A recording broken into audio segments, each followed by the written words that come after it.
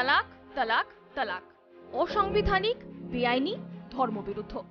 এক নিঃশ্বাসে 3 বার তালাক বলে বিবাহ বিচ্ছেদ, ফোন বা হোয়াটসঅ্যাপে তালাক তালাক তালাক বলে স্ত্রী এবং সন্তানের ভরণ পোষণের দায়মুক্ত হওয়া, এসবের দিন শেষ হয়ে গিয়েছে সুপ্রিম কোর্টের সাংবিধানিক বেঞ্চের রায়। 2 বছর আগে 1 আগস্ট রদ হয়েছিল তাৎক্ষণিক তালাক প্রথা। দেশে মহিলাদের সমান অধিকার প্রতিষ্ঠা, লিঙ্গ বৈষম্য দূর করার পথে এই রায় এক ঐতিহাসিক মাইলফলক। তাই 1 আগস্ট ঐতিহাসিক দিন, মুসলিম মহিলা অধিকার দিবস। The government took a step forward tomorrow, the day 2019, Teen Talaq. A bill was passed and it was said that now it won't be done in the Muslim community. In the name of religion, they used to actually a big torture of the mental stress to a lady, that anytime, anywhere, even through via phone, via internet, anything was happening, and just the 3 words, talaq, talaq and talaq, a lady has to lose his whole identity. And I would say that this day, which we are going to celebrate tomorrow, is actually a day of a true day of women empowerment. Because a lady behind a burqa also is a lady of heart and of soul. And that lady has actually got a respect and also an entity in the society. I would congratulate all the Muslim ladies. Do follow the law and do be proud of yourself and go ahead and say, no, I do not agree. If you are going to say this way, come to the court. I am there with you. The government is there with you, and always be free to come forward and speak your voice. 3 তালাকের ধাক্কায় ভুক্তভোগী মুসলিম মহিলারাই এই প্রথা রদের দাবিতে supreme কোর্টে দ্বারস্থ হয়েছিলেন। তাদের লড়াইয়ের কাছে হার মেনেছিল অল ইন্ডিয়া মুসলিম পার্সোনাল ল বোর্ড। রায় ঘোষণার পর মুসলিম মহিলাদের বক্তব্য, তারা নিজেদের সম্মান ফিরে পেলেন। जो 2 साल पहले जो ये लॉ आया है उससे मैं बेहद खुश हूँ, क्योंकि मेरे साथ ये हादसा हो चुका है। मेरी 1995 में शादी हुई थी और 2005 में मेरा डिवोर्स हो गया। उन्होंने तो 3 तलाक कह के तलाक तलाक और उन्होंने अपनी जिम्मेदारी से पीछा छुड़वा लिया। मेरे पास 2 बेटे हैं जो छोटे छोटे थे।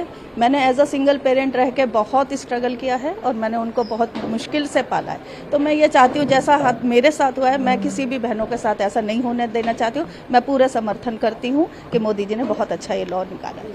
एजुकेशन की कमी थी हम लोगों के यहाँ, उसकी वजह से ही ये चीज़ बढ़ती चली जा रही थी। आज जो मोदी जी ने इस चीज़ को रोका है, तो ये मेरे आगे आने वाली पीढ़ी के लिए भी मैं बहुत शुक्रिया अदा करती हूँ कि ये सब चीज़ें रुक जाएंगी। मैं पोस्ट ग्रेजुएट हूँ फ्रॉम देहरादून, बट ये था कि हमारी जो मैरिज हुई है वो घर के पेरेंट्स के ही वजह से हुई।